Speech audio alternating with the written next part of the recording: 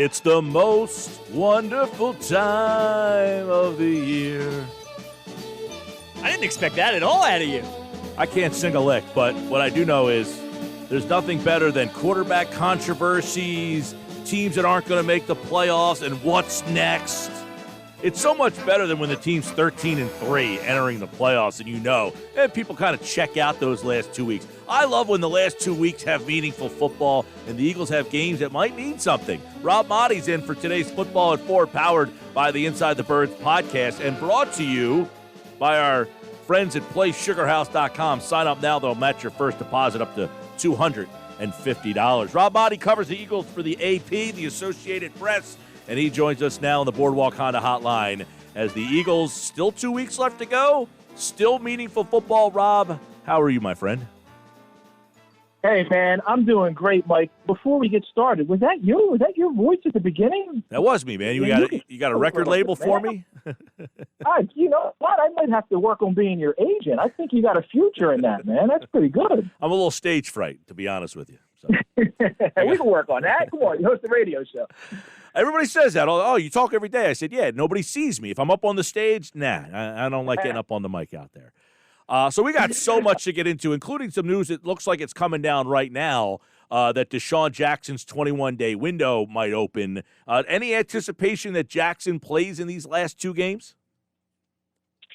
I don't know how they can really fit in at this point because you look at the young guys, and it's really about developing these young guys. They've kind of forced Alshon in there and taken snaps away from Travis Fulgham. And, I've disagreed with that all along. And then Alshon goes out there and balls out 2 weeks in a row, making diving catches, pass interferences on Patrick Pederson. I mean, what's there to gain out of Desean Jackson coming back, taking some snaps away from some of the young guys? I want to see Quez Watkins. I want to see more Jalen Reagor. I guess they would feel if he can play, if he's healthy, they owe it to him. They've paid him a lot of money. I don't think there's anything to gain out of it. And by 4:25, time he kicks off on Sunday, we'll know if the Eagles have been eliminated or not. As of right now, they're still in it, so maybe they can justify, hey, we're still in it, we're still alive. Desean Jackson is a burner. Let's see what he can give us. Right, and I know, they're going to have to make a decision and an evaluation on their quarterback after only 4 games. I guess they might want to see whether or not Jackson can play because he, correct me if I'm wrong, is signed for another year. Now, they might be able to get out of that deal, but I don't know. Do they want to see if they can get anything more from Desean Jackson? Yeah, I would that with the salary cap situation played is, Mike, for next year, and you're going to have to make some tough, hard decisions on a lot of people. Absent, aside from the quarterback situation, I can't imagine Sean Jackson having a future here in Philadelphia beyond this year. And this has got to be a team that's going to go out there with the young guys. And Jalen Hurts has been playing. He played with these young guys on the scout team in practice, so he's familiar with them. I don't know that you really need to see anything out of Desean Jackson other than justifying paying the guy all the money you've paid him over the past 2 years for being here, so you might as well get something out of him. Well, they have a lot of problems with paying guys money who might not be playing. You asked today Doug Pederson how he would characterize the situation that they are currently in. From the outside looking in, you said it looks like it's a dilemma.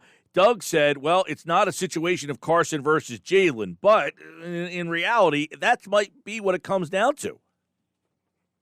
It is. And from the outside looking in, we go, what a quandary for this team, right? You paid Carson Wentz 4 years, $128 million. The contract doesn't even kick year. You got all this dead cap money, and he's on the bench. Jalen Hurts is playing, and he deserves to be the starter at this point. After that performance yesterday, he leads them to him against the Saints.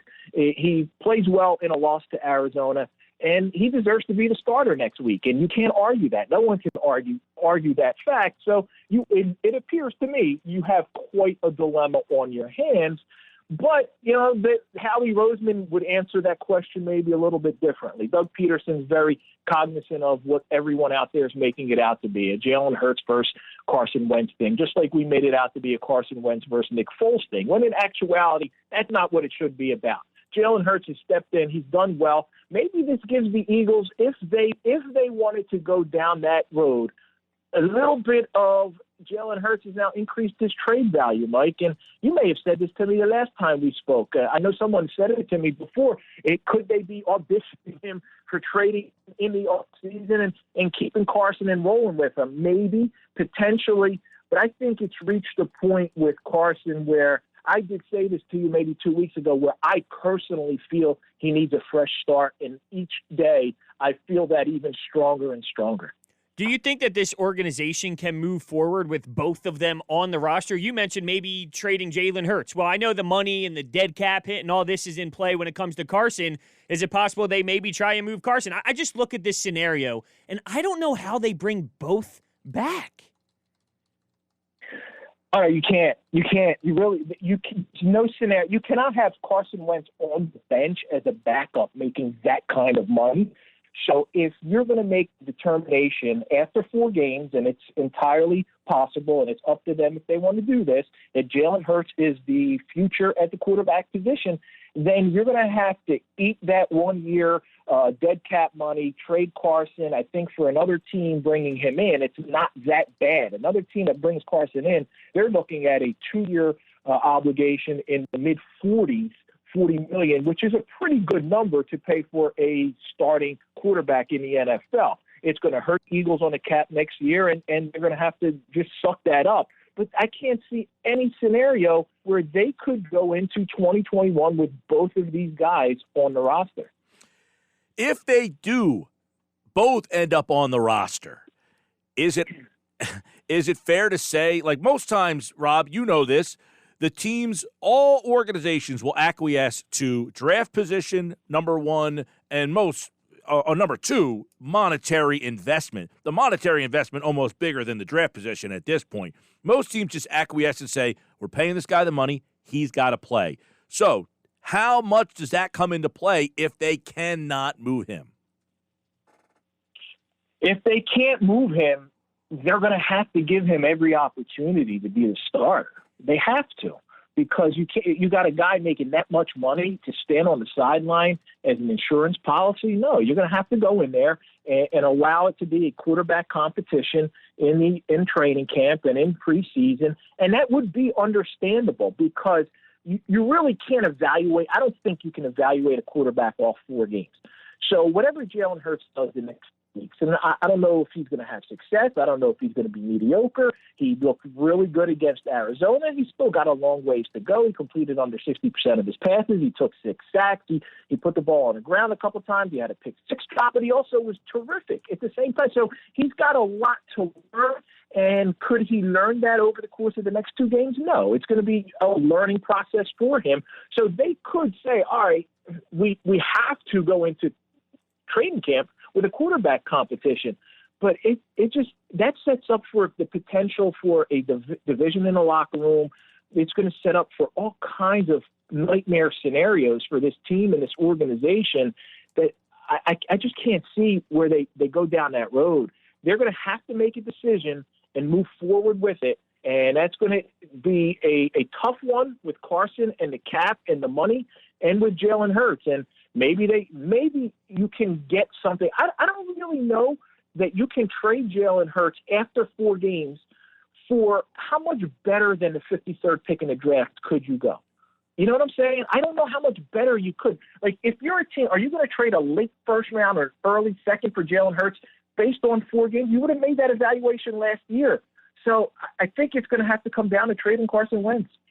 I would have to agree with you. I was going to say, the way that they're talking about it and the way that you hear Howie Roseman after the draft smile and saying Russell Wilson, this and that, it's hard for me to think that they're trying to get rid of him. But you mentioned that he deserves to be the starter for, this rest of the season after what he did yesterday. What stood out to you the most about his game in Arizona yesterday afternoon?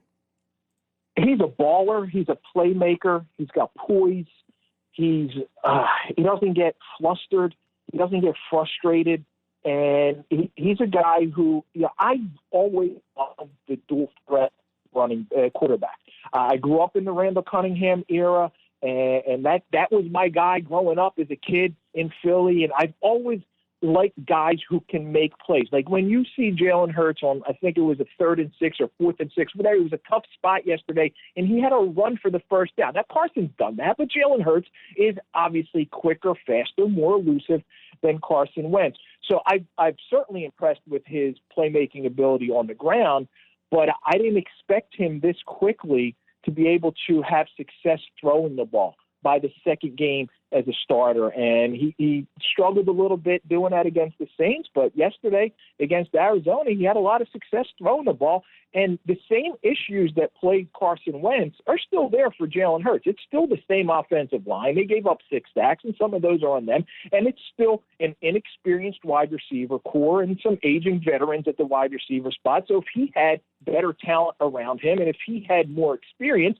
I think you're going to see Jalen Hurts get better and better.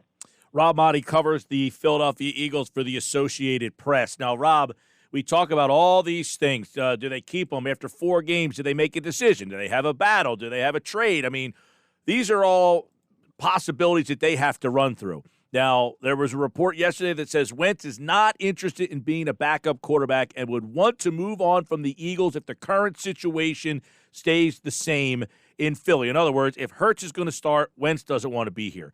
You tweeted out that you're saying a little something different, that, look, this guy has his roots here. He's got all these different friends, family, his foundation, food trucks, friendships, relationships. And you tweet, quote, I'm told he does not want out of Philly, and he has not told that to anyone. So would Wentz be okay if they told him, look, Jalen Hurts is our guy, you're getting your $130 million, and you're going to be the backup? Would he be okay as a competitor? Absolutely not. Is he unhappy with the situation right now? Of course he is. Does he want to play? Absolutely. But as of today, December 21st, Mike, he has not, in his mind, come to a place where he wants out of Philadelphia. It's not just about him. Like I said in that post, this is about a lot of people who have uprooted their lives and come here to surround themselves with Carson, to work for him with the foundation. And yes, he makes a ton of money and he can afford to take care of anybody, but you have families involved. You have mortgages, people who just homes. You have people who have kids on the way, kids who are in school. It's a whole lot of uprooting. And right now, with, as of yesterday, 3 games left in the season, he hasn't reached that point where he's going to go into the Eagles and say, I want out of Philadelphia. So I don't know what all the other sourcing was involved. You guys know how close I am to the situation. My sourcing is I just go right to the people involved. At this point, Carson Wentz mentally has not come to a place where he wants out of Philadelphia. May he get there in 2 weeks? Yes. May he get there in 4 weeks or 1 week? Yes.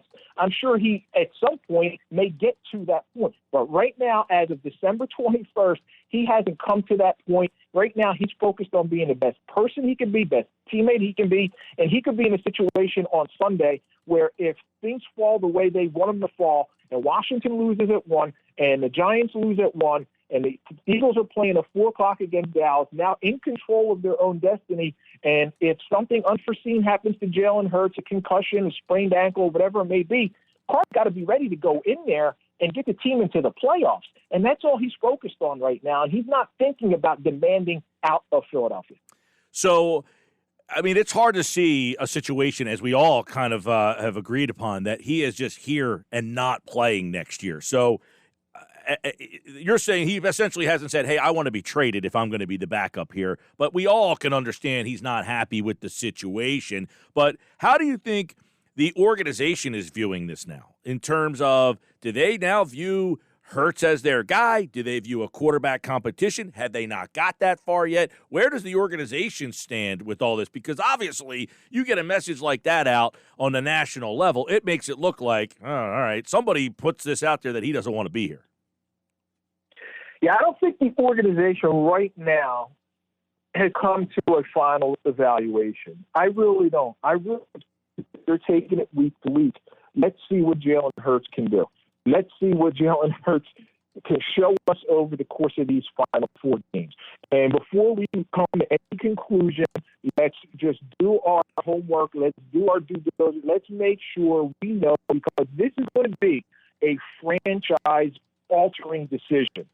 If you decide to move on from Carson Wentz with that contract and that cap hit, that is a big-time decision. And if you decide to keep him and move on from Jalen Hurts or just relegate Jalen Hurts back to a backup position, you're going to have to endure all kinds of potential issues next year, too. So I don't think they're there yet. I think they're still in the evaluation process, and that's the right spot to be in. If you're the team and you're the organization, you don't know if Jalen Hurts goes out and God forbid tears an Achilles or something in the final game of the season. So you can't come to any definitive conclusion yet. You have to continue to evaluate the situation, and then also maybe take a step back. Right, let this process play out, and then there's a lot of emotion involved right now.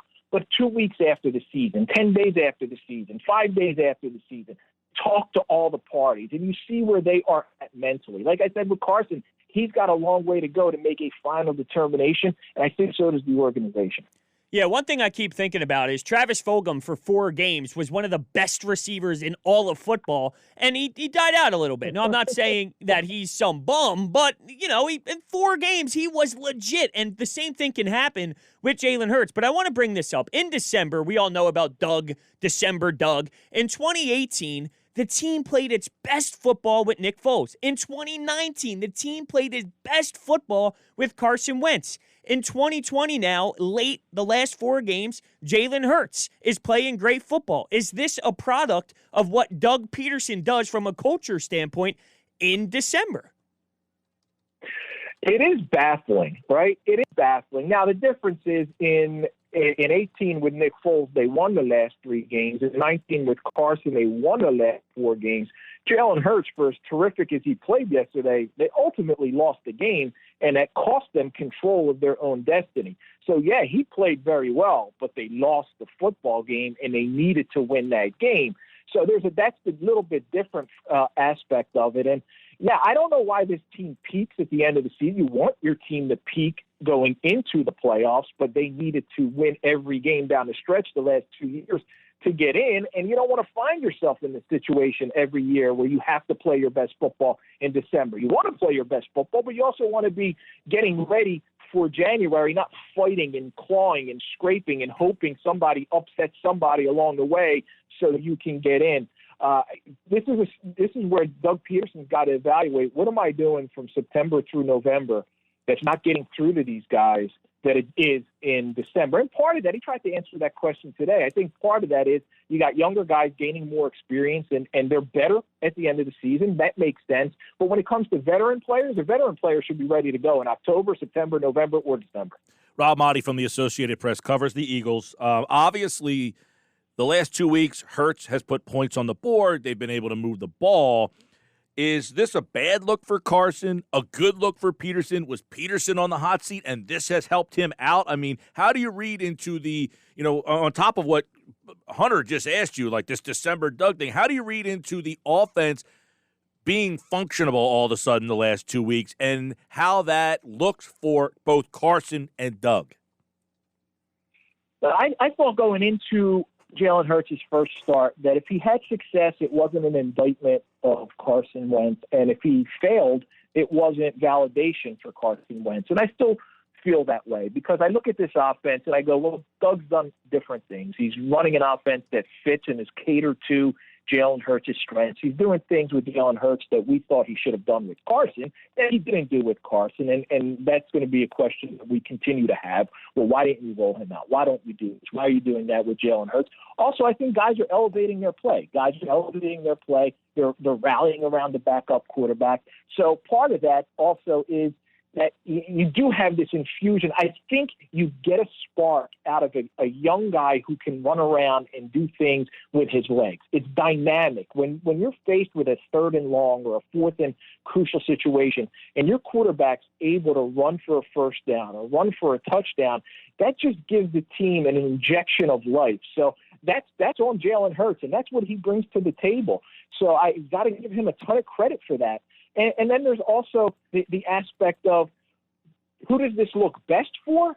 Well, Doug, if he was on the hot seat, can now say, like, he can come to this point where if he's having these conversations with Jeffrey Lurie, Howie Roseman, and his job's on the line, something along, like he can say, hey, we're having it wasn't me. It wasn't my offense. Right. It wasn't my fault. It was a quarterback. Look at what Jalen did. So this helps Doug. This absolutely helps Doug. Yeah, I agree with that big time. And it's amazing that it's gotten to this point. I want to get your opinion on this. You know, the story's well documented, Rob, that the Eagles wanted Russell Wilson, all right, and they missed on him. Does that organization feel that we cannot allow that to happen again? And this is our Russell Wilson. This guy here is the guy we thought we should have had a couple of years ago. We missed it, and we're not going to let it happen again, and now we have him. Man, maybe that factored into the Jalen Hurts pick, but for them to look at Jalen Hurts coming out of college and evaluate him and put him in the same category as a future first ballot Hall of Famer like Russell Wilson, that's incredible foresight for an organization that has not drafted well, right?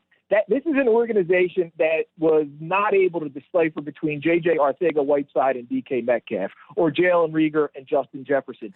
So if they saw Russell Wilson in Jalen Hurts, not saying that he may not be, because he could eventually be Russell Wilson, he could be better, but that's incredible foresight. So I honestly look back. I think that this team was enamored with the idea of using Jalen Hurts in that Taysom Hill role and also wanting to have a young, cheap backup who's not just standing there holding a clipboard, who can be used for 5, 6, 7, 8 plays a game. And in the event that Carson Wentz goes down, you could put him in there and win a playoff game, unlike last year with Josh McCown. That's what I thought they did when they went into it. I didn't like the pick, but I kind of understood it. I don't think they or anyone could foresee what was going to eventually happen this year. And I don't know that anybody can foresee what's about to happen over the next 4 to 6 weeks here. They got 2 games left. They might be playing a playoff game. Who knows? I mean, that's still up realistic here. Rob Maaddi covers the Eagles for the Associated Press. Make sure you check out his stuff at Rob Maaddi on Twitter and obviously here on Football at 4. Appreciate you jumping on, man. Merry Christmas, Happy New Year, Happy Holidays, all that great stuff. Stay healthy, stay safe, and you're doing a great job as always, man. Thank you, fellas. I really appreciate it. Enjoy chatting with you guys, and Merry Christmas, Happy Holidays to you and your listeners. All right. Rob Maaddi, like all guests, appeared via the Boardwalk Honda hotline.